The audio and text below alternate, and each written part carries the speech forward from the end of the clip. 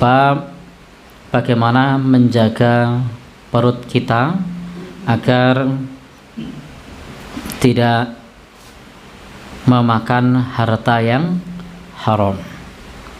Ada banyak hal yang bisa kita jaga karena memang kita dianjurkan agar tidak memasukkan di dalam mulut kita, di dalam perut kita yang akan menjadi siksa api neraka. Nabi pernah bersabda, segala sesuatu yang tumbuh dari yang haram, kullu nabata min suhtin fannaru aula bihi. Segala sesuatu yang tumbuh dari yang haram, maka api nerakalah yang lebih layak baginya. Jadi menghindari sesuatu yang haram. Maka para salafus soleh dulu, mereka setiap kali berangkat kerja, istrinya selalu berpesan, wahai suami, sungguh kami masih kuat untuk menahan rasa lapar dan haus, tapi kami tidak kuat untuk menahan panasnya api neraka. Maka carilah yang halal. Dan memang akan ada di satu zaman, layatiyanna 'alan nasi zaman, akan hadir pada manusia suatu masa, la yubalil mar'u, seseorang tidak peduli lagi hartanya itu amin halal amin haram, apakah hartanya itu dari yang halal atau dari yang haram. La yubalil mar'u bima akhadal mal, orang tidak peduli lagi hartanya dari yang halal atau dari yang haram. Karena itu para salafus soleh juga sudah berpesan kepada kita di dalam berniaga, di dalam bermuamalah, agar terbebas dari transaksi yang haram.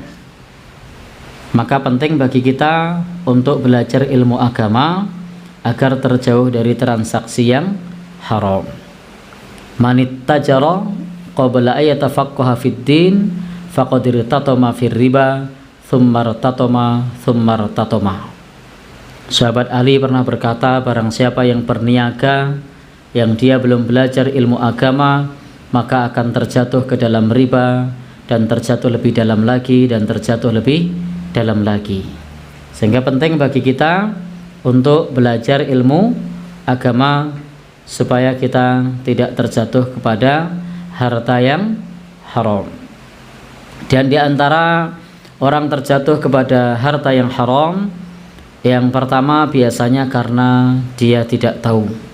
Kalau ini insya Allah termasuk perkara yang dimaafkan. Innallaha tajawaza li an ummatil khata' wan nisyan wa mastukrihu alaih. Sesungguhnya Allah memaafkan umatku yang tidak sengaja, yang lupa, yang dipaksa. Tetapi ada pula orang yang terjatuh kepada harta yang haram itu karena tomak, karena keinginan untuk memperkaya diri. Sudah tahu itu haram, tapi masih berkecimpung dengan harta yang haram. Maka ini yang tercela. Ini yang tercela. Untuk yang pertama bagaimana, apa tidak tercela? Sama. Bedanya yang pertama, kalau memang betul-betul tidak tahu, itu ada peluang untuk dimaafkan. Yang masalah itu kalau tidak mau tahu. Baik, Bapak, Ibu, ikhwan, akhwat sekalian, demikian pula dulu sahabat Umar itu melakukan sertifikasi kepada para pedagang.